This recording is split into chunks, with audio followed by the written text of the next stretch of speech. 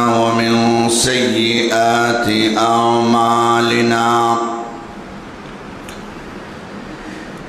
من يهده الله فلا مضل له ومن يضلله فلا هادي له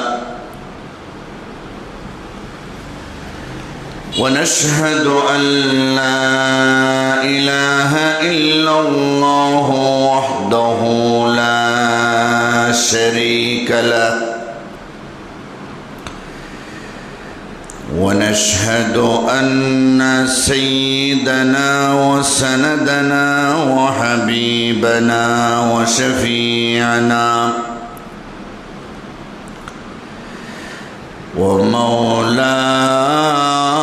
ومولانا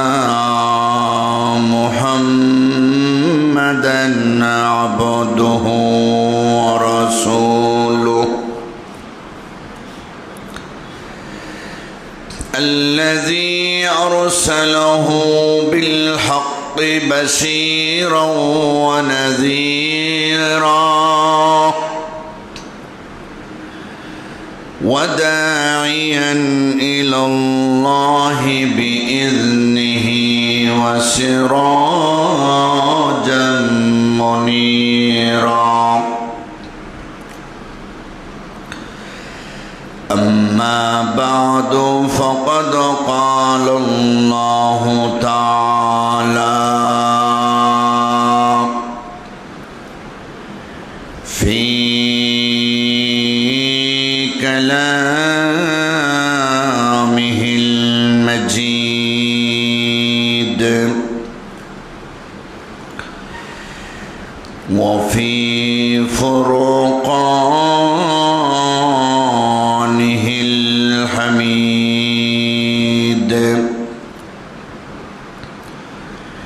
أعوذ بالله من الشيطان الرجيم بسم الله الرحمن الرحيم ما كان محمد أبا أحد من رجالكم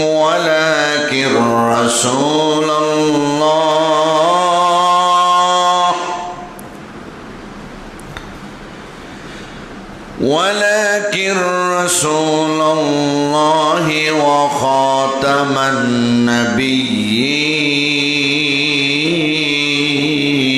النبيين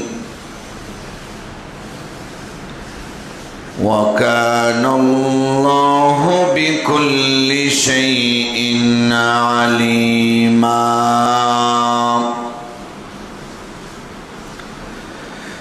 وقال النبي صلى الله عليه وسلم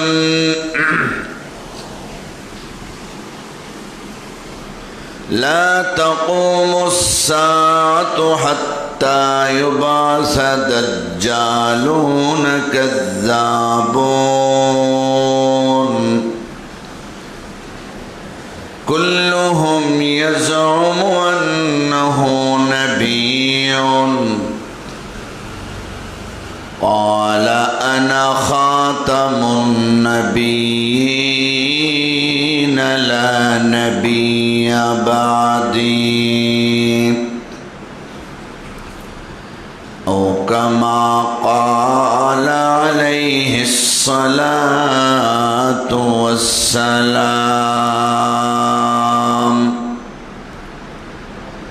صلى الله على سيدنا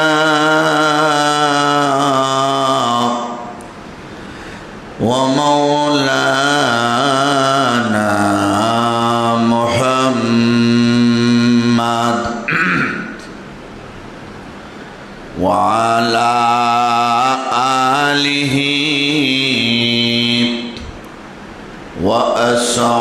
وأصحابه وسلم सल्लल्लाहु अला सय्यिदिना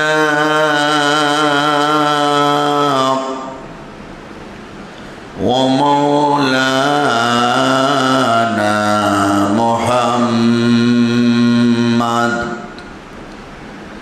व अला आलिहि व अस्हाबिहि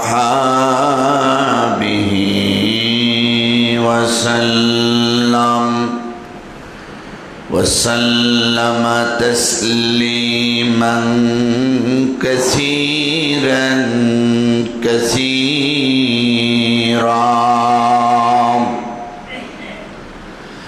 बारकल्लाहु लना व लकुम फिल कुरआनिल अज़ीम ونفعنا وإياكم بالآيات والذكر الحكيم।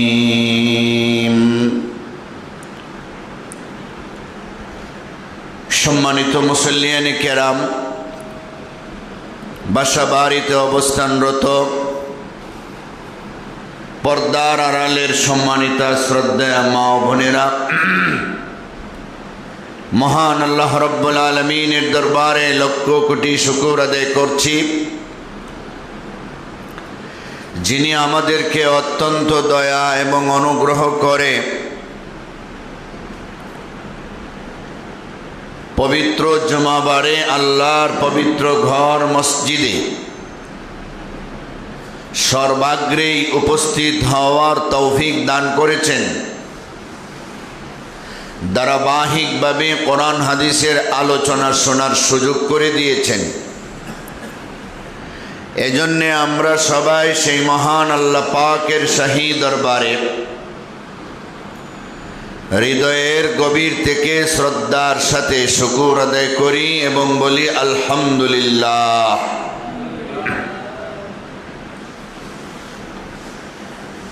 রবিউল আউয়াল মাস আমাদের কাছে এখনো বিদ্যমান, যেই মাসে আকায়ে নামদার তাজদার মদিনা সৈয়দুল কাউনাইন ওয়াস সাকালাইন শফিউল মুজনিবিন রহমাতুল লিল আলামিন মুহাম্মদুর রাসূলুল্লাহ সাল্লাল্লাহু আলাইহি ওয়াসাল্লামের জন্ম এবং ওফাতের মাস। ধারাবাহিকভাবে আমরা 2 জুমা আলোচনা শুনেছি। নবীর জীবন ইতিহাসের আজ 3য় পর্ব। রাহমাতুল লিল আলামিন মুহাম্মদুর রাসূলুল্লাহ সাল্লাল্লাহু আলাইহি ওয়াসাল্লাম এই পৃথিবীর শেষ নবী, শ্রেষ্ঠ নবী, যার পরে নবুয়তের দায়িত্ব নিয়ে আর কোনো নবী রাসূল দুনিয়াতে আসবেন না।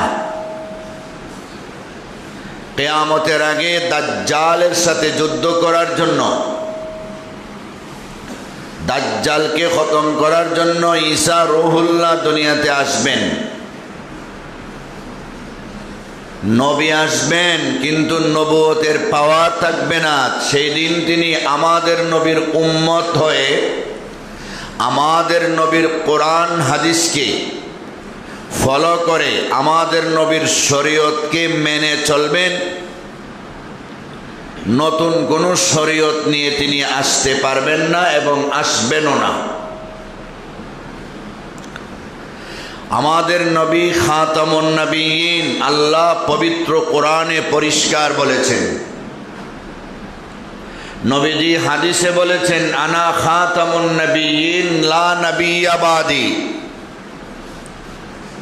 আয় লা নবুওয়াতা বাদি, আমার পরে আর কোনো নবুয়ত চলবে না। মুহাম্মদুর রাসূলুল্লাহ সাল্লাল্লাহু আলাইহি ওয়াসাল্লামকে জন্মের সময় মোহরে নবুয়ত দেওয়া হয়েছে যখন 4 বছর বয়সে নবী আলাইহিস সালাতু ওয়াস সালামকে বক্ষ বিদীর্ণ করা হয়, তখন আবার মোহরে নবুয়ত দেওয়া হয়েছে।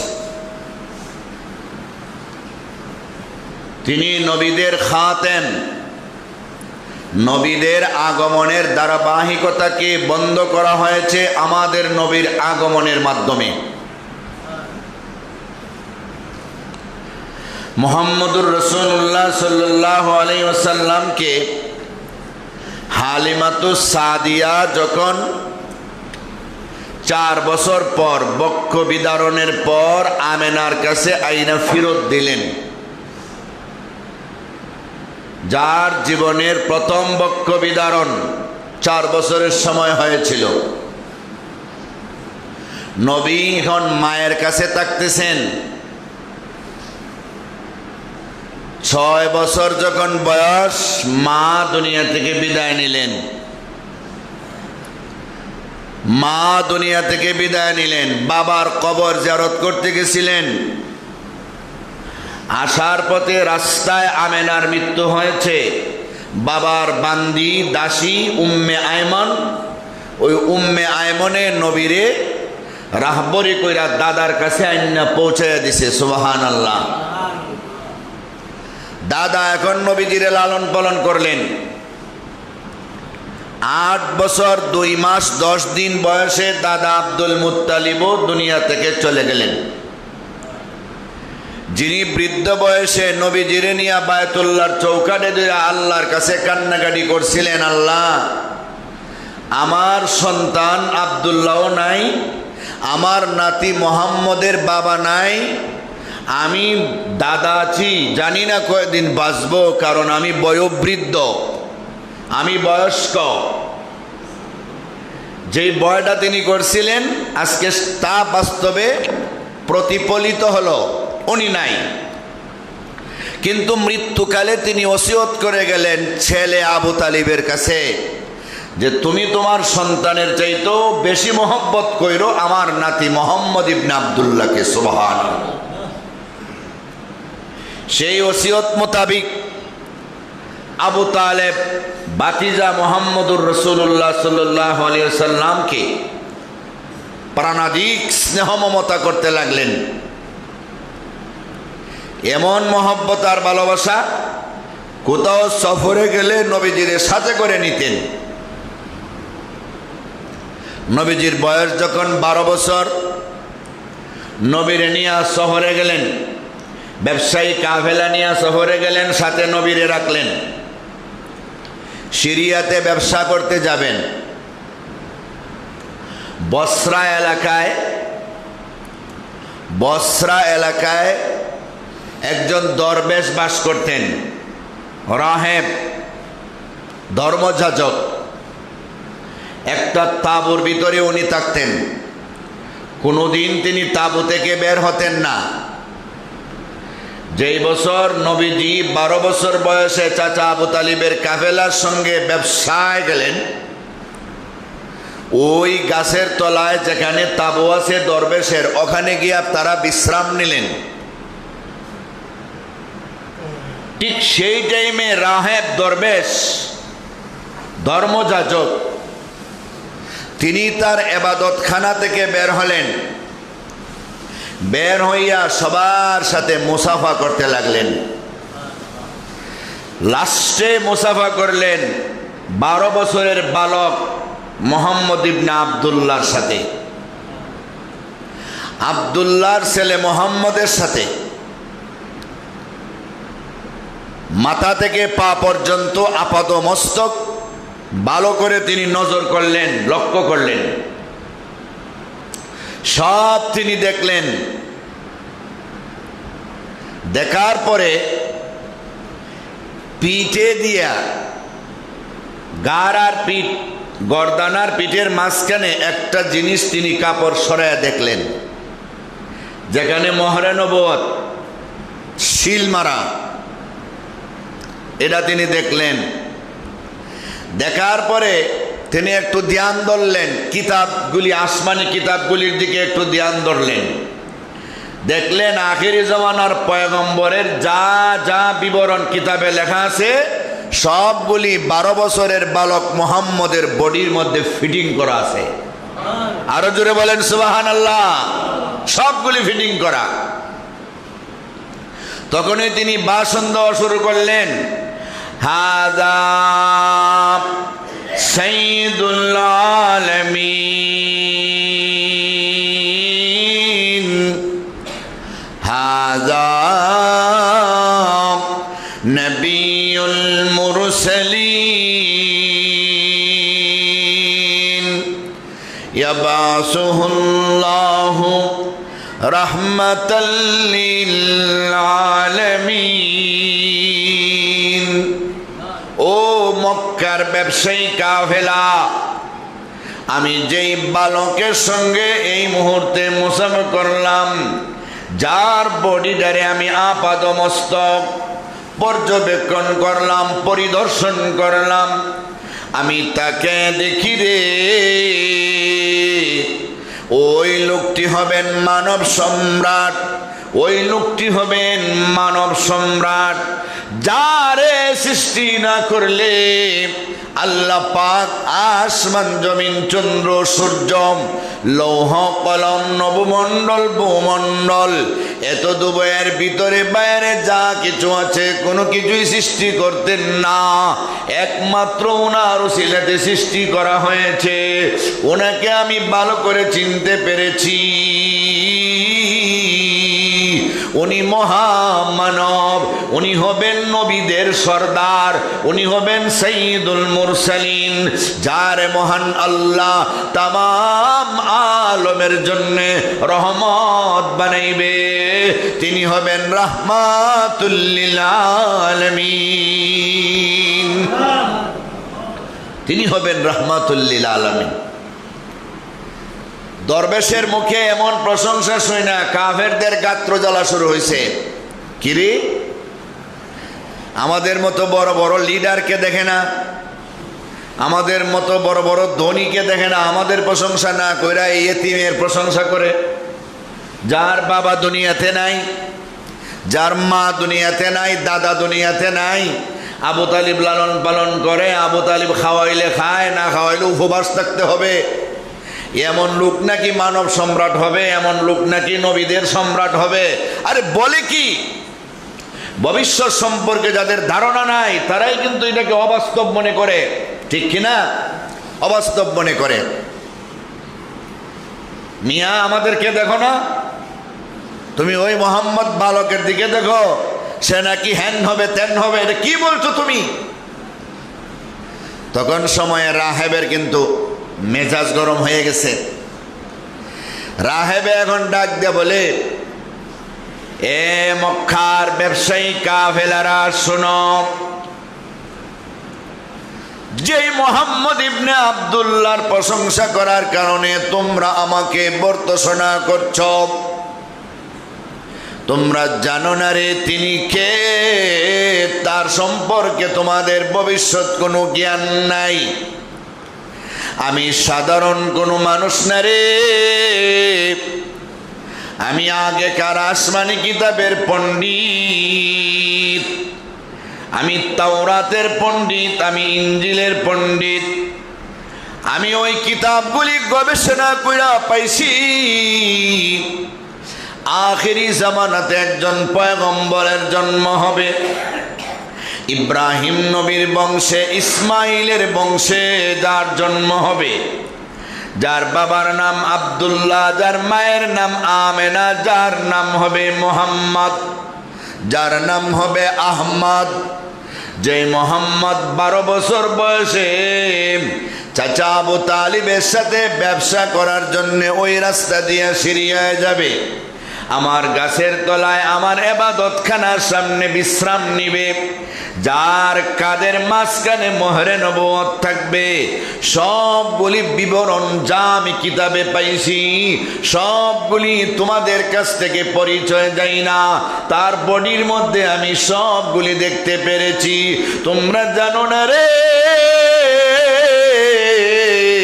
তোমরা যখন মুহাম্মদ ইবনে আব্দুল্লাহকে নিয়া মক্কা থেকে বের হইছ, আমি চাইয়া দেখি রে রাস্তার উভয় পাশের গাছ এবং পাথরগুলি মুহাম্মদের সামনে মাথা নত কইরা মুহাম্মদকে সম্মান জানায় আর মুহাম্মদের সালাম জানাইতেছে।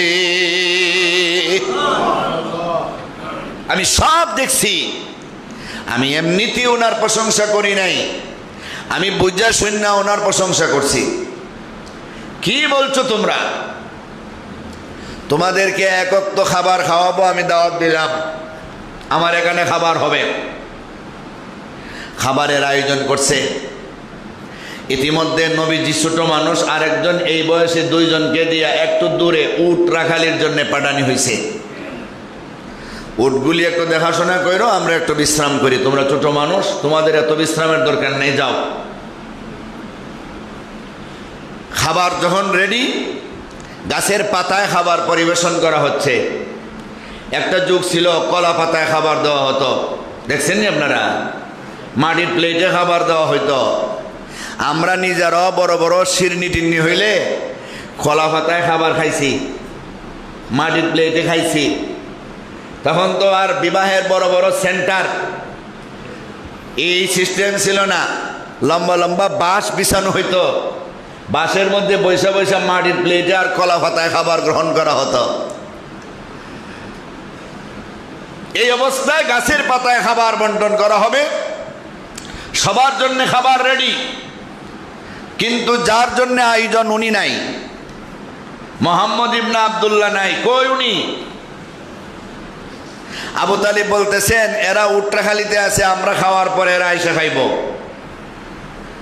দরবেশ বলতেছেন নো নো, যার জন্য খাবার আয়োজন করছি উনি আগে না খাইলে কেউর সামনে খাবার বন্টন করা হবে না। সুবহানাল্লাহ। আবু তালিব বলেন বাতিজা মোহাম্মদ না আসলে খাবারও খাওয়া যাবে না। তাড়াতাড়ি করে খবর দিয়া দুজনকে আনা হইল।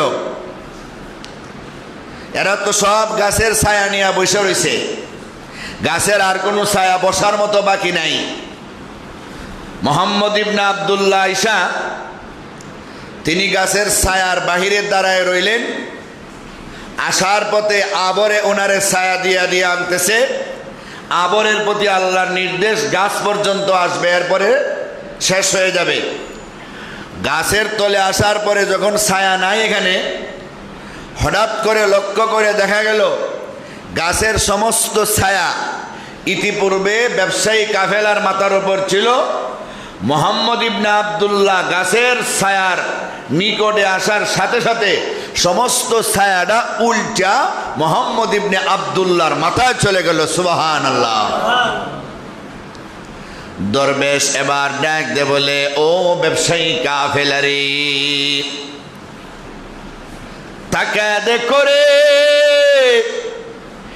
যেই মুহাম্মদ ইবনে আব্দুল্লাহর প্রশংসা করার কারণে তোমাদের গাত্র জ্বালা শুরু হয়েছিল রে, তোমাদের সহ্য হচ্ছিল না, তাকে দেখো, তোমাদের চোখের সামনেই প্রমাণ হয়ে গেল রে, তোমাদের বড় বড় নেতাদের মাথার উপর থেকে ছায়াটা সরে গেল। যে মুহাম্মদ রে তোমরা সামান্য একটা এতিম বালক মনে করেছিলা, তাকে দেখো রে, তার কত দাম আর কত মর্যাদা। গাছের সমস্ত ছায়াগুলি মহান আল্লাহ হুকুম দিয়া মুহাম্মদ ইবনে আব্দুল্লাহর মাথায় পৌঁছে দিয়েছে। যাকে আল্লাহ বড় করে সকাল থেকে শুরু করে, যাকে আল্লাহ উপরে উঠায় তারে কেউ নিচে নামাইতে পারে না। ঠিক না বেঠিক? তারে কেউ নিচে নামাইতে পারে না। উপরে ওঠার জন্যে কিছু কষ্ট করতে হয়, ইবাদত বন্দেগীও করতে হয়। নবীজি কিন্তু কম কষ্ট করেন নাই। যার আগের গুনাহ পরের গুনাহ সব মাফ, এরপরও নামাজে দাঁড়াইলে নবীর পা মুবারক ফুলে যাইত। আর আমরা তো মাগনা বেহেশতে যাওয়ার জন্য পাগল, ঠিক কিনা বলেন? আমরা মাগনা বেহেশতে যাওয়ার জন্য পাগল। মাগনা তো আর বেহেশতে যাওয়ার কোনো সুযোগ নাই, মাগনা বেহেশতে যাওয়ার কোনো সুযোগ নাই। বিকদরিল কাদ্দি তুকতাসাবুল মালি ওয়া মান তালাবাল উলা সাহিরাল লায়ালি তরুমুল ইজ্জা সুম্মা তানামু লাইলান ইয়াগুসুল বাহরা মান তালাবাল লায়ালি ومن رام العلا من غير كد أضاع العمر في طلب المحال تركت النوم ربي في الليالي لأجل رضاك يا مولى الموالي سرور الناس في لبس اللباس وجمع العلم في ترك النعاس সুবহান আল্লাহ বলেন। কেউ যদি বড় হতে চায় কষ্ট ছাড়া বড় হওয়া যাবে না, কষ্ট ছাড়া উপরে ওঠা সম্ভব হবে না। রাত্রি জাগরণ ছাড়া ইবাদত বন্দেগী ছাড়া আল্লাহর কাছে দামি হওয়া যাবে না। এটা কোনোভাবে সম্ভব না, কারোর পক্ষে সম্ভব না। নবীজি সাল্লাল্লাহু আলাইহি ওয়াসাল্লাম ছোট থেকে অনেক কষ্ট করেছেন আল্লাহকে রাজি খুশি করার জন্য। এই জন্য আল্লাহ মহানবীকে মহামানব বানাইছেন। কষ্টের কোনো কমতি ছিল না নবীর। রাহমাতুল লিল আলামিনের ব্যাপারে এবার দরবেশ দেখতে বলেন, তোমাদের ওই মুহাম্মদের সামনে আর নিয়ে যাইও না। মুহাম্মদের আপনজন এখানে কে আছো আমারে বলো। আবু তালিব বললেন, আমি। সামনে আর নিয়ে যাইবে না, ইহুদিরা ওনারে মারার জন্য বের হয়ে গেছে অলরেডি। এরা পাইলে ওনারে মেরে ফেলবে। লম্বা কাহিনী। রাহেবের কথায় আবু তালিব নবীরে আবার মক্কায় পাঠিয়ে দিলেন, সামনে নিয়ে গেলেন না। সুবহানাল্লাহ। 25 বছর বয়সে আল্লাহর নবী 40 বছর বয়স্কা খাদিজাতুল কুবরা রাদিয়াল্লাহু তাআলা আনহাকে বিয়ে করলেন। ব্যবসায়ী টাকা পয়সা দিয়া নবীরে ব্যবসার জন্য খাদিজা পাঠাইলেন, সাথে মায়সারা নামে একটা গোলামও দিয়ে দিলেন। ওই সফরে আরেকজন দরবেশ সেখানে পাইলেন, যার নাম নাস্তুরা রাহেব। ওই রাহেবেও নবী সম্পর্কে ভবিষ্যৎবাণী দিল, তিনি যে আখিরি জামানার পয়গম্বর। মায়সারা গোলাম নবীর সঙ্গে তাইকে দেখল। নবী যে রাস্তা দিয়ে হাঁটে সূর্যের তাপ নবীর মাথায় লাগে না, নবীজিরে ছায়া দিয়া দিয়া নেয়। সবগুলি কাহিনী খাদিজার কাছে আইসা যখন মাইসারা বর্ণনা করলো, খাদিজা নবীজিরে বিবাহ করার জন্য আগ্রহ জাগল। ফ্যামিলিগতভাবে প্রস্তাব দিয়া নবীর সঙ্গে খাদিজার বিয়া হয়ে গেল। সুবহানাল্লাহ। 35 বছর বয়সে হজরা সোয়াদ নিয়ে যখন দ্বন্দ্ব দেখা দিল বায়তুল্লাহ নির্মাণের পরে কুরাইশদের মাঝে, নবীজির মাধ্যমে ওই দ্বন্দ্ব নিরসন করা হলো। নবীজি চাদর বিছায়া পাথর টারে উঠায়া গোত্রপতিদের সব কোনায় কোনায় দরাইয়া বিবাদ টারে মীমাংসা করে দিলেন। আল্লাহর নবী রাহমাতুল লিল আলামিন 40 বছরের নবুয়তি পাইলেন। সন্তানাদি হইল। খাদিজার করে আল্লাহর নবীর 6 জন সন্তান, আর মারিয়া কিপ্তিয়ার করে একজন, মোট হলো 7 জন সন্তান। জয়নব, রুকাইয়া, উম্মে কুলসুম, ফাতেমা, ওই 4 জন মেয়ে, আর কাসেম, তাহের, এই 2 জন ছেলে। মারিয়া কিপ্তিয়ার ঘরে ইব্রাহিম, একজন সন্তানও দুনিয়াতে বড় হয় নাই। ছেলেরা, মেয়েরা বড় হয়েছেন, বিয়া শাদী হয়েছে, কিন্তু ছেলেরা একজনও বড় হয় নাই। ছোটবেলায় মারা গেছেন, ছোটবেলায় ইন্তেকাল করেছেন। নবী একজনকেও দোয়া কইরা আটকান নাই।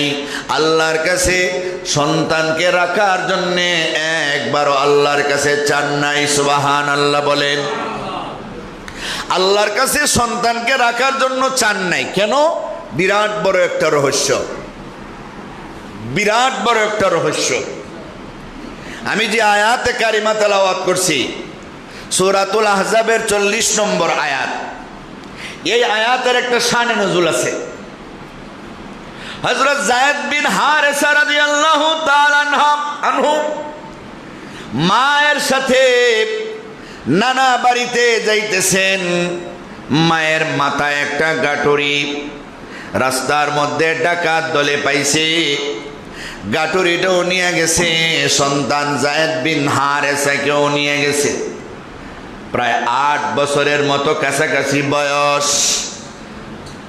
যায়েদের মাগো, তোমার যায়েদকেও দিতে হবে। আমার সন্তান নিও না, বাকি যা চাও আমরা সব দিয়ে দিব, আমার সন্তানটাকে নিও না। না গো, আরবের এই সময়ে একটা সন্তানের অনেক দাম, আমরা বাজারে তারে বিক্রি করলে অনেক টাকা আমাদের লাভ হবে। জোরপূর্বক সন্তানকে নিয়ে গেছে, মা তো আটকাইতে পারে নাই।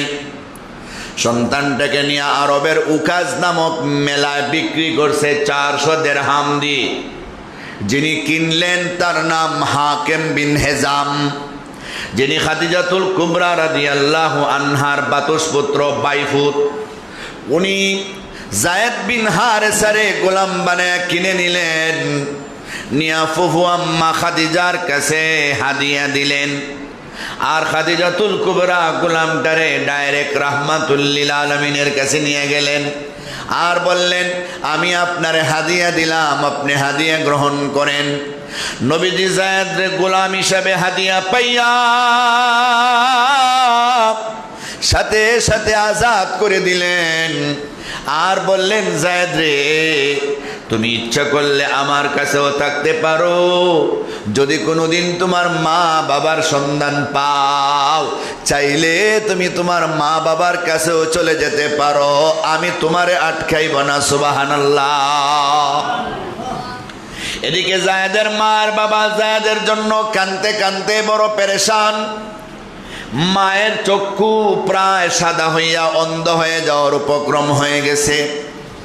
সেই সময় তো আর পেপার পত্রিকার যুগ নাই, সেই সময় মোবাইলের যুগ নাই, ফেসবুক, ইন্টারনেট, ইউটিউব, টুইটার এগুলির যুগ নাই, টেলিভিশনের যুগ নাই, খবরাখবরের কোনো যুগ নাই। মানুষের মাধ্যমে খবর পাইছে, মক্কায় মুহাম্মদ ইবনে আব্দুল্লাহর কাছে তোমার সন্তানের মতো একটা সন্তান দেখেছি। যায়েদের বাবা হারেসা এবং যায়েদের চাচা 2 জন টাকা পয়সা নিয়ে আসছেন, আমরা আমাদের সন্তানটার রক্তপণ দিয়ে বিনিময় দিয়ে তারে ছুটাইয়া নিয়ে যাব। নবীর কাছে আইসা সত্যি তাদের সন্তানকে পাইয়া তারা আনন্দে আবেগ আপ্লুত হয়ে গেছেন। ও মুহাম্মদ ইবনে আব্দুল্লাহ, আমরা আপনার প্রশংসা শুনেছি, আপনার বংশটা বড় ভালো, হাশিমি বংশে, মুত্তালিবী বংশে আপনার জন্ম, আপনার চরিত্র বড় ভালো, আপনারে মানুষেরা আল আমিন বলে, সাদেক বলে, সত্যবাদী বলে, বিশ্বাসী বলে। আপনার কাছে আরবের নারী পুরুষেরা টাকা পয়সা সোনা দানা আমানত রাখে। আমরা খবর পেয়েছি আপনার চরিত্র নাকি মহান চরিত্র। মুহাম্মদ ইবনে আব্দুল্লাহ গো, আমাদের সন্তান ডাকাতেরা ডাকাতি কইরা গোলাম বানায় বাজারে বিক্রি করে ফেলেছে। আপনি এখন তার মালিক, যা মূল্য চান গো আমরা পরিশোধ করব, আমাদের সন্তানটাকে আমাদের সাথে দিয়ে দেন। নবী একটা মৃদু মুস্কি হাসি দিয়ে বললেন, তোমাদের সন্তানকে গোলাম হিসাবে পাইছিলাম ঠিক, কিন্তু আমি গোলাম বানাইয়া রাখি নাই, ছোট বাচ্চাকে আমি আজাদ করে দিয়েছি। আমি বলেছি সে যদি তার মা বাবার খবর সন্ধান পায়, মা বাবার কাছে গেলে আমার কোনো আপত্তি নেই। এখনো আমি বলছি আপনাদের সন্তানকে আপনারা নিয়ে যান, আমার কোনো আপত্তি নেই। সুবহানাল্লাহ। জায়েদের বাবা ডাকতে বলে, জায়েদ আসো। জায়েদ কয় আমি যাব না, আমি নবীর কাছে থাকব। আরে বুকা ছেলে, মা বাবার সন্ধান পাইও কি আবার ওনার কাছে থাকতে হবে নাকি? না আমি যাব না। মায়ের কথা শোনার কারণে আমার মনে দুঃখ লাগছে, ঠিক আমার জন্য আমার মা চোখ নষ্ট হয়ে গেছে, কিন্তু আমার আব্বা আমার চাচা, আমি এমন একজন মহামনীষীর কাছে লালিত পালিত হচ্ছি, তাকে তোমরা চিনো না গো, ওনারে চাইরা আমি যাব না। মা বাবার চাইতেও আমি ওনারে বেশি ভালোবেসে ফেলেছি, এমন মানুষটারে চাইরা আমি আর কোনোদিন তোমাদের সাথে যাব না। নবীজি ডাকতে বলেন, যায়েদ রে, যাও রে যায়েদ, তোমার বাবার সাথে যাও, আমার কাছে আর থাকার প্রয়োজন নাই। তোমার বাবা ধনী মানুষ, তোমার সেখানে টাকা খাওয়ার কোনো অভাব নাই। আমার বাড়িতে থাকলে এক ওয়াক্ত খাবার পাবে, অন্য ওয়াক্ত হয়তো খাবার নাও পেতে পারো। আমার এতটা ধন দৌলত নেই, মাঝে মাঝে অনেক সময় আমার চুলায় আগুন জ্বলে না, রান্না বান্না হয় না। জায়েদ বিন হারেসা ডাকতে বলে, মায়ার নবী গো, আমি দেখতে পেরেছি ক্ষুধার্ত অবস্থায়, উপবাস অবস্থায়, পিপাসার্ত অবস্থায় যখন আমি খুশি হইয়া আপনার নুরানি চেহারার দিকে একবার তাকাই, চাইতে দেরি হয় গো আমার পেটের ক্ষুধার পানির পিপাসা দূর হইতে একটা সেকেন্ডও দেরি হয় না। এমন মায়ার নবীর সংস্রব চাইরা আমি আমার মা বাবার কাছে আর যাব না। এবারে নবী খুশি হইয়া জায়েদ রেনিয়া বায়তুল্লাহর চৌকাঠে ধরে ঘোষণা দিলেন, আজ থেকে জায়েদ আমার পালক পুত্র, আজ থেকে জায়েদ আমার পালক পুত্র। বাবা চাচারাও খুশি হইয়া তারা দান করে দিয়া গেলেন। সুবহানাল্লাহ। জায়েদ এবার বড় হইতে লাগলেন। জায়েদকে বিয়া শাদী করানোর প্রয়োজন। বিয়া শাদী করাইতে হলে দিনদার পাত্র পাত্রী দেখিয়া বিয়া শাদীর ব্যবস্থা করানো লাগে, ঠিক না? দিনদার ছেলের কাছে মেয়ে বিয়া দিতে হয়, দিনদার মেয়ে ছেলেরে বিয়া করাইতে হয়, না হলে তো সমস্যা হবে, ঠিক কিনা বলেন? এক মহিলা তার ছেলেরে বিয়া করাইছে, পুত্রবধূ বালা না, শ্বশুরের কথা শুনে না। এখন মহিলা কান্দে আর কয়, আমার কপালটাই খারাপ, আমার মনের মতো পুত্রবধূ পাইলাম না, মনের মতো পুত্রবধূ পাইলাম না। যে মহিলা এই কথা কইতাছে, মহিলার শাশুড়ি আম্মা আছে। মহিলার শাশুড়ি আম্মা শুনে কয়, বৌমা তোমার কপাল আর আমার কপাল এক জাতই, তোমার কপাল আর আমার কপাল এক জাতই। মানে তুমি যেমন মনের মতো বউ পাইছো না, আমিও তো মনের মতো বউ পাইছিলাম না। মানে তুমি যেমন খারাপ, তোমার বউ খারাপ। দিনদারি নাই, খারাপ তো হবেই। দিনদারি না থাকলে খারাপ তো হবেই। দিনদারির প্রতি সবাই খেয়াল রাখতে হবে। ফাসফার বিজাতিদ দ্বীন তারিবাত ইয়াদাকা, হাদিসে বলা হয়েছে। জায়েদকে বিবাহ করাইবার জন্য প্রস্তাব দিলেন নবীর ফুফাতো বোন জায়নব বিনতে জাহাশ রাদিয়াল্লাহু আনহা। কিন্তু জায়নবের মনে নবীর কাছে বিয়ে বসবে, নবীর কাছে বিয়ে বসবে। নবী বিয়ার প্রস্তাব দিছেন, ফালক পুতের জন্য লাইগে গেছে পেশ। দুনিয়াতে মানুষ যত আশা করে সব আশা পূরণ হয় না, কিছু আশা বাকি থাকে, ঠিক কিনা বলেন? আশা একমাত্র পূরণ হবে জান্নাতে গেলে। জান্নাতে গেলে কেউ কোনো দুঃখ থাকবে না, জান্নাতে গেলে কেউ আশাও বাকি থাকবে না। নখাহম খুবি দুনিয়া নখাহম রাহতে উকবা, अगर खाहम तरा खाहम न खाहम नाम तेरा। ও আল্লাহর বান্দারা শুনেন, জান্নাতের এমন জায়গা, সব নিয়ামত আল্লাহ জান্নাতে দান করবেন। জান্নাতের মধ্যে কোনো নিয়ামতের অভাব নাই, জান্নাতের মধ্যে কোনো দুঃখ দুর্দশা নাই। জান্নাতের মধ্যে মানুষ যা চাইবে তা পাবে।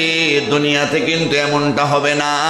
যত টাকার মালিক হোক না কেন, বাদশাহ হলেও তার অশান্তি আছে, শান্তি কিন্তু সে পাবে না। ঠিক কিনা বলেন?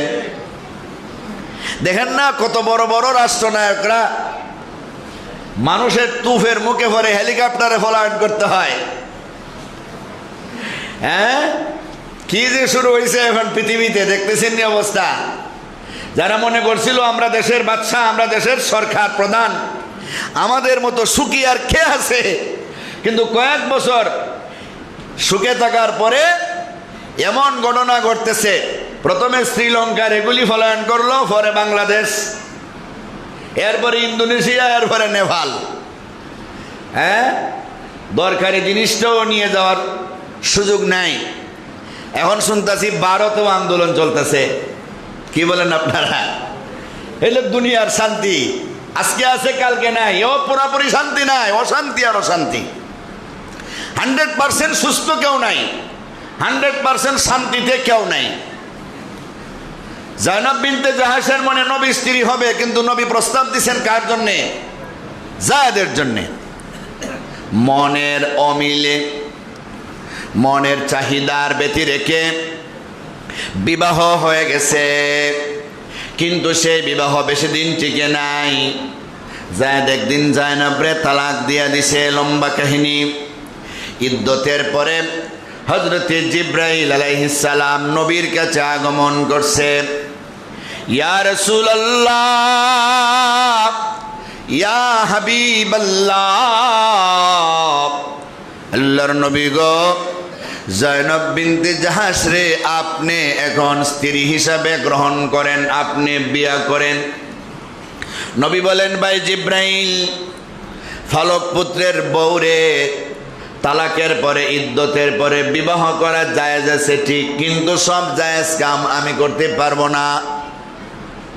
আমি যদি আমার পালক পুত্র বধূরে বিয়া করি, বেঈমান কাফেররা আমার বদনাম রটাইবে, বলবে আমি ছেলের বউরে বিয়ে করে ফেলেছি। সব জায়েজ কাম তো করা যায় না, রুচিতে অনেক, রুচিতে তো বাদে। আরে মাড়ি খাওয়া জায়েজ আছে, এরপরেও কি মাড়ি খাইবেন নাকি আপনারা? হ্যাঁ, সব জায়েজ থেকে করা যাব নাকি? ফালক পুত্রবধূরে তালাকের পরে বিয়া করা যায়, আপন পুত্রবধূরে কিন্তু তালাকের পরে কিয়ামত পর্যন্ত বিয়া করা যাবে না। ফালক ফুত যেহেতু আসল ফুত না, এই জন্য বিয়া করা যায়। নবী বলেন সব জায়েজ কাম তো আমি করলে হবে না, বদনাম রটবে। জিব্রাইল ডাক দা বললেন, ইয়া রাসূলুল্লাহ, ইয়া হাবিবাল্লাহ, এটা আমার কথা নয়, এটা আল্লাহর হুকুম। কে আপনারে কি বলবে সেটা আপনার দেখার প্রয়োজন নাই। আল্লাহ আপনারে কি বলেন সেটা আপনি দেখবেন। নবী গো, দুনিয়াতে বিবাহের জন্য আপনার সিস্টেম হলো, সুন্নত তরিকা হলো, একজনে এজিন দিবে, আরেকজনে কবুল করবে, দুইজন সাক্ষীর সামনে কি মজলিসে বসে। আর যদি দুইজন দুই মজলিসে হয়, একজন উকিলের মাধ্যমে মহিলার কাছ থেকে এজিন আনবে, উকালতির এজিন, বরের কাছে বৈশা এজিনটা পৌঁছাইবে, কবুল হবে, দুইজন সাক্ষী একই মজলিসে বৈশা শুনবে। কিন্তু আপনার সঙ্গে জায়নবের বিবাহ, এই নিয়মে আর লাগবে না গো, আপনিও কবুল করতে হবে না, জয়নবেও এজিন দিতে হবে না, আপনাদের দুইজনের ইজাবার কবুল মহান আল্লাহ আসমানে ফেরেশতাদের সামনে নিজে খুতবা পইরা বিবাহের আকদ সম্পন্ন করে দিয়েছে। আল্লাহর নবী তো এখন আর না মাইনা পারবেন না, এটা তো আল্লাহর হুকুম। নবী যখন জায়নবের স্ত্রী হিসাবে গ্রহণ করলেন, ঘোষণা দিলেন, আরবের বেঈমান কাফেররা এরা তো নবীর ছিদ্র খুঁজে, এরা ছিদ্রান্বেষী, এরা নবীর দোষ পাইল, মনে করলো উনি পুত্রবধূকে বিবাহ করে ফেলছে। এরা একজনের বাড়ি আরেকজন যায়। আবু জাহেল উতবার বাড়ি, উতবা যায় সাইবার বাড়ি, সাইবা রাবিয়ার বাড়ি, রাবিয়া যায় আস ইবনে ওয়াইলের বাড়ি, আস ইবনে ওয়াইল যায় উকবা ইবনে আবি মুইতের বাড়ি। একটার বাড়ি আরেকটা যায়, কয় শুনছনি রে খবর, শুনছনি মজার খবর, তাজা খবর। কি খবর রে? কয় আব্দুল্লাহর পুত মুহাম্মদের নবুতি দাবি কইরা আমরা রে এক আল্লাহর দাওয়াত দেয় আর লুকাইয়া লুকাইয়া ফুতের বউরে বিয়া করে। নাউজুবিল্লাহ বলেন। বদনাম রটাইতেছে, ফুতের বউরে বিয়া করে। বলেন তো দেখি, নবী কি ইচ্ছা করে করছেন না আল্লাহর হুকুমে? জায়েজ কাম করছেন নাকি না জায়েজ কাম? নবীজি বলেন, আমি একটা বিবাহ আল্লাহর হুকুম ছাড়া করি নাই, আমার একটা মেয়েরেও আল্লাহর হুকুম ছাড়া আমি বিবাহ দেই নাই। সুবহানাল্লাহ বলেন। পরিষ্কার হাদিস। আমি নিজেও আল্লাহর হুকুম ছাড়া 11টা বিবি আমার, আমি বিবাহ করছি 11টা। নবী বলেন, একজন স্ত্রীও আমি আল্লাহর হুকুম ছাড়া বিবাহ করি নাই, আমার একটা মেয়েকেও আমি আল্লাহর হুকুম ছাড়া বিবাহ দেই নাই। আল্লাহু আকবার। এরা যখন বদনাম শুরু করছে, আল্লাহর পক্ষ থেকে আল্লাহ নবীর ইজ্জত রক্ষার জন্য আল্লাহ জবাব দিছেন সূরাতুল আহজাবের 40 নম্বর আয়াত নাজিল করে। মা কানা মুহাম্মাদুন আবা আহাদিম মির রিজালিকুম ওয়ালাকির রাসূলুল্লাহ ওয়া খাতামান নাবিয়্যিন ওয়া কানাল্লাহু বিকুল্লি শাইইন আলীমা। এ বেঈমান কাফেরেরা, তোমরা যারা বলো মুহাম্মদ পুত্রবধূকে বিবাহ করে ফেলেছে, মুহাম্মদ কোনো পুরুষের পিতা নন, মুহাম্মদ আল্লাহর রাসূল, তিনি শেষ নবী। মুহাম্মদের কোনো পুরুষ সন্তান দুনিয়াতে নাই, ছিল না। মুহাম্মদ কোনো পুরুষের পিতা নন। এই কথা যখন বলা হয়েছে, তারা তো আরব দেশের মানুষ, আরবি ভাষা বুঝে, তর্জমা করতে হয় না। এরা বলে, শুনছনি রে আরবের মানুষ, মুহাম্মদ 1 নম্বরের পাগল আর মুহাম্মদের আল্লাহ এখন ডাবল পাগল। নাউজুবিল্লাহ বলেন। আমরা জানি রে মুহাম্মদের ছেলে কাসেম ছিল, তাহের ছিল, ইব্রাহিম ছিল। মুহাম্মদের আল্লাহ কেমনে বলল মুহাম্মদ কোনো পুরুষের পিতা না? তাহলে কি তারা পুরুষ না? এরা আসলে জানে না পুরুষ কারে কয়। নবীজির যেই ছেলেরা ছিল তারা পুরুষ হওয়ার বয়স পায় নাই। পুরুষ হতে হলে কমপক্ষে 15 বছর বয়স পাইতে হবে, বালেগ হইতে হবে। প্রাপ্তবয়স্ক ছেলেদের পুরুষ বলা হয়, এর আগে তারা শিশু থাকে, এরা পুরুষ হয় না। নবীর একটা সন্তানও পুরুষ হওয়ার বয়স পায় নাই। এই জন্য আল্লাহ বলছেন মুহাম্মদ কোনো পুরুষের পিতা না, কাজে উনি কোনো পুরুষের স্ত্রীর বিয়া করেন নাই। উনার পালক পুত্রের ছেলে, এটা আসল ছেলে না। সুবহানাল্লাহ। মুহাম্মদ কোন মহিলার পিতা নন, আল্লাহ কিন্তু এটা বলেন নাই। মা কানা মুহাম্মাদুন আবা আহাদিম মিন নিসাইকুম বলেন নাই, মির রিজালিকুম বলছেন। এখন তাদের প্রশ্ন হলো, তাহলে আর চিন্তা নাই, মুহাম্মদের যখন কোনো পুরুষ সন্তানই দুনিয়াতে নাই, জায়েদও যখন মুহাম্মদের কোনো ছেলে না, তাহলে মুহাম্মদের ধর্ম নিয়ে আমাদের চিন্তা করার দরকার নাই। মুহাম্মদ মারা যাবে, তার ধর্মটাও মারা যাবে। মুহাম্মদের বিজয় বাতি জ্বালাইবার মতো কেউ থাকবে না। মুহাম্মদ মারা যাবে, মুহাম্মদের ধর্ম ধ্বংস হয়ে যাবে। কিন্তু সেই আশায় ঘুরে বালি, সেই আশা মিথ্যা প্রতিপন্ন হয়েছে। রাহমাতুল লিল আলামিন দুনিয়া থেকে বিদায় নিয়েছেন 1450 বছর আগে। আজও পর্যন্ত ইসলাম জিন্দা আছে, আজও পর্যন্ত কোরআন জিন্দা আছে, আজও পর্যন্ত কোটি কোটি মুসলমান পৃথিবীতে আছে। টুপিওয়ালা, দাড়িওয়ালা, মসজিদ, মাদ্রাসা আজও পর্যন্ত পৃথিবীতে আছে, কিয়ামত পর্যন্ত থাকবে। জুড়ে বলেন সুবহানাল্লাহ। তারা যে বলছিল মুহাম্মদ মারা গেলে সব শেষ হয়ে যাবে, নো, নবী তো মারাই গেছেন, কিন্তু সব শেষ হয়ে যায় নাই, বরং আরো বাড়ছে। কথা বললেন ঠিক কিনা? বরং আরো বাড়ছে। মুহাম্মদ মারা গেলে মুহাম্মদের সন্তান যেহেতু নাই, মুহাম্মদের ইজ্জত রক্ষা করবে কে? বাবারে যদি কেউ গালি দেয়, তার সন্তান লাঠি সুটা নিয়ে বের হয়, জীবন দিব তবু আমার আব্বারে গালি দিতে দিব না। মার্ডারের আসামি হইয়া ফাঁসির কাছে ঝুলতে সন্তান রাজি হয়ে যায়, ঠিক কিনা বলেন? নবীর সন্তান দুনিয়াতে থাকলেও তো একদিন তারা মরে যাইত। তারা দুনিয়া থেকে বিদায় নিয়েছে, কিন্তু নবীর উম্মতেরা দুনিয়াতে এখনো আছে। নবীর বিরুদ্ধে কেউ যদি গালি দেয়, নবীর ইজ্জতের উপর যদি কেউ হামলা করে, মুসলমানেরা মাথায় কাপন বেঁধে রাস্তায় নামতে বাধ্য হয়ে যায়, ঠিক না বেঠি? কয় আমার বাবারে গালি দিলে সহ্য করে ফেলবো, আমার মাকে গালি দিলে সহ্য করে ফেলবো, আমারে গালি দিলেও সহ্য করে ফেলবো, কিন্তু আমার মায়ার নবীরে কেউ যদি গালি দেয়, তুমি কে আমি চিন্তা করব না রে। তোমারে পাইলে নবীর ইজ্জতের জন্য তোমার জিহ্বা ছিঁড়ে ফেলব। নবীর অপমানে যদি না কাঁদে তোর মন, মুসলিম নয় মুনাফিক তুই রাসূলের দুশমন, ঠিক না ঠিক?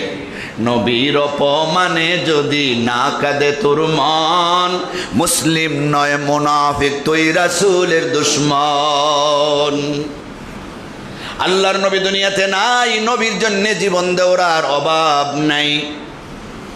এখন তাদের প্রশ্ন হলো, নবী দুনিয়াতে নাই, তাহলে বোঝা গেল নবীরে তার আল্লাহ ভালোবাসে না, নবীরে তার আল্লাহ ভালোবাসে না। নবীর ছেলেগণ দুনিয়া থেকে চলে গেলেন, নবী তো ইচ্ছা করলে ছেলেদেরকে রাখতে পারতেন, দোয়া করলে তো নবীর দোয়া কবুল হয়। নবী আল্লাহর কাছে যা চায় তা কবুল হয়। আল্লাহর নবী রাহমাতুল লিল আলামিন মক্কা ছেড়ে মদিনা চলে গেছেন। মদিনা যাওয়ার পরে আল্লাহ নির্দেশ দিয়েছেন বায়তুল মুকাদ্দাসের দিকে মুখ করে নামাজ পড়ো। দেখেন 16 থেকে 17 মাস পর্যন্ত বায়তুল মুকাদ্দাসের দিকে মুখ করে নামাজ পড়লেন। নবীজি হিজরত করে গেছিলেন রবিউল আউয়ালের 12 তারিখ, আর দ্বিতীয় হিজরি মানে পরের বছর 15 রজব তাহওয়িল কিবলা, কিবলা পরিবর্তনের আয়াত নাজিল হয়েছে। মসজিদে বনু সালামার মধ্যে কয়েকজন সাহাবীদের নিয়ে নবী নামাজ পড়তেছেন। এর আগে মনের মধ্যে নবীর তামান্না, মনের মধ্যে নবীর চাহিদা, আল্লাহ গো মক্কায় আমার বাড়ি গো, মক্কায় বায়তুল্লাহ আছে, যেই বায়তুল্লাহর উপরে দৈনিক 120টা রহমত নাজিল হয়। 60 লিত তাইফিন ওয়া 40 লিল মুসাল্লিন ওয়া 20 লিন নাজিরিন। 60টা রহমত তাওয়াফ করনেওয়ালাদের জন্য, প্রদক্ষিণকারীদের জন্য, 40টা রহমত নামাজ পড়নেওয়ালাদের জন্য, 20টা রহমত দর্শনার্থীদের জন্য, যারা দেখতে যায় তাদের জন্য। নবী মক্কা ছেড়ে যখন মদিনা যায়, চোখের পানি ছেড়ে ছেড়ে কান্দে, আল্লাহ যেই মক্কা আমার জন্ম, যেই বায়তুল্লাহ আমার পূর্বপুরুষ ইব্রাহিম খলিলুল্লাহ বানাইছে, যেই বায়তুল্লাহতে দৈনিক 120টা রহমত নাজিল হয়, ওই বায়তুল্লাহর ছাইরা আমি কোথায় যাইতেছি? অচেনা এক পথে যাইতেছি, আল্লাহ জানি না গো আর কোন দিন আমি মক্কায় চলে আসতে পারবো কিনা। আল্লাহ, আমি মক্কা ছেড়ে যেতে আমার মনে চায় না। একটা কদম নবী সামনে দেয়, আবার দুইটা কদম পিছনে আসে, বারবার ফিরে তাকায়। বায়তুল্লাহ রে, তোমার চাইরা চলে যাইতে মনে চায় না। দেখলে শুধু ভালোই লাগে, দেখলে শুধু মজার মজা লাগে। তোমার চাইরা চলে যেতে মনে চায় না, কিন্তু তোমার আহালেরা, তোমার প্রতিবেশীরা আমারে থাকতে দেয় না। আমি তাদের কিছু বলি না, এরপরও আমারে মারে, আমারে গালি দেয়, আমার রাস্তায় কাটাবিদ্ধ করে রাখে, আমারে বিষ খাওয়ায় মারার চেষ্টা করে। ওরা আমারে কত ষড়যন্ত্র করে, আমি থাকতে পারি নাই, আল্লাহর হুকুমে চলে যাইতেছি। নবীর মনের মধ্যে আগ্রহ, আহারে বায়তুল মুকাদ্দাসের দিকে চাই আমি নামাজ পড়ি, কোন দিন জানি আমার কিবলাটা বায়তুল্লাহ হবে। বায়তুল্লাহর দিকে যদি মুখ করে নামাজ পড়তে পারতাম, আমার মনে শান্তি পাইতাম। হঠাৎ করে একদিন জোহরের নামাজ কিংবা আসরের নামাজে নবী 2 রাকাত নামাজ পড়ছেন। বায়তুল মুকাদ্দাসের দিকে লক্ষ্য কইরা 2 রাকাত নামাজ নবীজি পড়ছেন। মদিনা থাকা অবস্থায় বায়তুল মুকাদ্দাস উত্তরের দিকে পড়ে, আর বায়তুল্লাহ পড়ে দক্ষিণের দিকে। এবারে ডাইরেক্ট পিস হয়ে গেছে বায়তুল্লাহ। হঠাৎ করে নামাজের মাঝখানে জিব্রাইল আলাইহিস সালাম নবীর কাছে আইসা বলেন, আল্লাহর হুকুম নাজিল করে দিলেন, কাদ নারা তাকাল্লুবা ওয়াজহিকা ফিস সামা فلنولينك قبلة ترضاها فول وجهك شطر المسجد الحرام وحيث ما كنتم فولوا وجوهكم شطرا। নবী গো, 16-17 মাস পর্যন্ত আপনি বায়তুল মুকাদ্দাসের দিকে মুখ করে নামাজ পড়তেছেন, কিন্তু আপনার মুখটা বারবার আসমানের দিকে যায়। কোন দিন জানি বায়তুল্লাহ আপনার কিবলা হয়ে যায়। আপনার মনের চাহিদা অনুযায়ী আমি আল্লাহ কিবলাটা পরিবর্তন করে দিলাম। 2 রাকাত নামাজ বায়তুল মুকাদ্দাসের দিকে মুখ করে পড়ছেন, বাকি 2 রাকাত নামাজ বায়তুল্লাহর দিকে মুখ করে পড়েন, এবং আজ থেকে কিয়ামত পর্যন্ত আপনার মনের চাহিদা অনুযায়ী আমি বায়তুল্লাহরে আপনার কিবলা বানিয়ে দিলাম। নবী চাইলেই কিন্তু হইয়া যায়, অথচ নবীর ছেলেরা মারা গেলেন, নবী কিন্তু আল্লাহর কাছে চায় নাই। কথা বলেন ঠিক কিনা? নবী বলেন, লিকুল্লি নাবিয়্যিন দাওয়াতুম মুস্তাজাবা দা বিহা ফি উম্মতি ওয়া ইন্নী ইখতাবাতু দাওয়াতি শাফাআতান লি উম্মতি ইয়াউমাল কিয়ামা। সব নবীর আল্লাহ একটা মুস্তাজাবুদ দাওয়ার ক্ষমতা দিয়েছেন, যেই দোয়াটা করবে সেই দোয়াটাই কবুল। নবীগণ দুনিয়াতে যার যার ব্যাপারে ওনারা দোয়ারে কাজে লাগাইয়া দিয়েছেন, পরকালের জন্য রাখেন নাই। আমি আমার দোয়াটারে নিজের জন্য আমি কাজে লাগাই নাই, আমি পরকালের জন্য রাইখা দিছি আল্লাহর কাছে জমা কইরা। এই দুনিয়াতে আমার তায়েফের জমিনে বেঈমান কাফেরেরা মারতে মারতে রক্তাক্ত করেছে, আমার জুতার সঙ্গে পা রক্ত চট লেগে গেছে। ওহুদের ময়দানে আমার দান্নান মুবারক শহীদ করা হয়েছে, আমার ছোট ছোট ছেলেরা মারা গেছে আমার চোখের সামনে। আমি কাঁদছি কিন্তু আটকাই নাই, আল্লাহরে বলি নাই আমার ছেলেটারে বাঁচিয়ে দাও। আল্লাহর ইচ্ছার উপরে আমি রাজি আর খুশি হয়ে গেছি। আমার মেয়েরা কত কষ্ট পাইছে, আমার সাহাবীরা আমার চোখের সামনে কষ্ট পাইছে। আমার চাচা আবু তালিব আমার সামনে মারা গেছে, 3 দিনের ব্যবধানে আমার বিবি খাদিজাটাও মারা গেছে, যেই খাদিজা আমার জন্য নিবেদিত প্রাণ। এত কষ্টের পরও নিজের আপনজনের জন্য আমার ওই বিশেষ পাওয়ারের দোয়াটা কাজে লাগাই নাই। আমি আমার দোয়াটা আমার উম্মতের জন্য আল্লাহর কাছে জমা করে দিয়েছি। কাল কিয়ামতের ময়দানে আমার উম্মতেরা যখন বিপদে পড়ে যাবে, যেই দিন নবী রাসূলেরা কানবে, আল্লাহ আজকে আমাদের উম্মতের চিন্তা করার সুযোগ নাই, আমাদের বাঁচাও। সব মানুষেরা নিজের জান বাঁচাইবার জন্য কানবে। ওই দিন আমি আল্লাহর কাছে আমার বিশেষ দোয়া দিয়া আমার জাহান্নামী উম্মতদের সুপারিশ কইরা কইরা জান্নাতে পৌঁছে দিব। নিজের জন্য কিছু চাই নাই, আমি আমার উম্মতের জন্য সব রেখে দিছি। সন্তানরা দুনিয়াতে বাঁচে নাই, মরে গেছে, নবী আটকান নাই। তার বিশেষ একটা কারণ হলো সন্তানরা যদি দুনিয়াতে বাঁচে, সন্তান যদি বড় হয়, অন্যান্য নবীর ছেলেরারে আল্লাহ যেভাবে নবী বানাইছেন, দাউদ নবীর ছেলে সুলাইমান নবী হইছেন, ইব্রাহিম নবীর ছেলে ইসমাইল ইসহাক নবী হইছেন, ইসহাকের ছেলে ইয়াকুব, ইয়াকুবের ছেলে ইউসুফ, আদমের ছেলে শীষ, যেভাবে নবী হইছেন, আমাদের নবীর ছেলেরা দুনিয়াতে বাঁচলে যেহেতু ওনাদের চাইতে আমার নবীর সম্মান বেশি, তাহলে ওনাদের ছেলের চাইতেও আমাদের নবীর ছেলের সম্মান বেশি। নবী বানানো লাগবে। আর নবী বানাইলে আমাদের নবী আর খাতামুন নবিয়্যিন থাকবে না, তখন নবীর ছেলেরা খাতামুন নবিয়্যিন হয়ে যাবে। আমাদের নবীর মর্যাদা ঠিক থাকবে না। এই জন্য আল্লাহ নবীর ছেলে দিছেন, কিন্তু নিয়ে গেছেন। সুবহানাল্লাহ। এই হলো হিকমত। পেয়ারে হাজিরিন, আমরা রাহমাতুল লিল আলামিনের উম্মত হতে পেরে আমাদের সৌভাগ্য। যে নবী নিজের আপনজনের জন্য কোনো দোয়া না কইরা আমাদেরকে বাঁচাইবার জন্য দোয়াটা রিজার্ভ রাখছেন। আমরাও যেন ভালো মতে কাজ করে যেতে পারি। আল্লাহ যেন আমাদের তৌফিক দান করেন, বলেন আমিন। আল্লাহুম্মা সাল্লি আলা মুহাম্মাদ ওয়া আলা আলি মুহাম্মাদ কামা সাল্লাইতা আলা ইব্রাহিম ওয়া আলা আলি ইব্রাহিম ইন্নাকা হামিদুম মাজিদ। আল্লাহুম্মা বারিক আলা মুহাম্মাদ ওয়া আলা আলি মুহাম্মাদ كما باركت على إبراهيم وعلى آل إبراهيم إنك حميد مجيد. الحمد لله الذي هدانا لهذا وما كنا لنهتدي لولا أن هدانا الله. ربنا ظلمنا أنفسنا وإن لم تغفر لنا وترحمنا لنكونن من الخاسرين.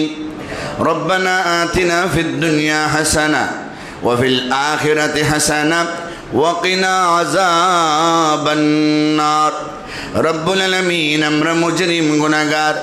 আল্লাহ তোমার মায়ার নবীর জীবনী বৃত্তান্ত আলোচনা করে আল্লাহ তুমি রব্বুল আলামিনের দরবারে হাত বাড়াইছি, আমাদের মোনাজাত রে কবুল আর মঞ্জুর করে নাও। আল্লাহ আমরা যদিও গুনাহগার, তবু তোমার নাম গফফার। সত্তার নামের গুণে যেভাবে আমাদের গুনাহগুলি ডেকে রেখেছ, গফফার নামের গুণে মোদের জিন্দগির সবগুলি গুনাহ খাতা মাফ করে দাও। কাল কিয়ামতের ময়দানে আমাদের এই গুনাহগার বলে ডাক দিও না। আল্লাহ বেঈমান কাফেরদের সামনে আমাদের জালেম বলে লজ্জা দিও না। আল্লাহ জানি না গো কার মা নাই, বাবা নাই, আপনজন দুনিয়াতে নাই। আল্লাহ আমাদের আপনজনদের কবর জান্নাতের বাগান বানায় দাও। আল্লাহ কবির ভাইয়ের আব্বার জন্য দোয়া চাইছেন, আল্লাহ ওনার আব্বা জানের কবরে রাউদাতুম মির রিয়াদিল জান্নাহ বানায় দাও। আয় আল্লাহ আমাদের মা বাবা আপনজন যারা জিন্দা আছেন নেক হায়াত বানায় দাও। আল্লাহ শরীয়তের বিধিবিধান করণীয়গুলি পালন করার, বর্জনীয়গুলি সাইরা চলবার আমাদের তৌফিক দাও। আমাদের পক্ষ থেকে লক্ষ লক্ষ দুরূদ আর সালাম নবীজির রওজাতে পৌঁছায় দাও। আমরা বারবার হজ্জে মাবরুর জিয়ারতে মকবুল নসিব ফরমাও। সুবহান রাব্বিকা রাব্বিল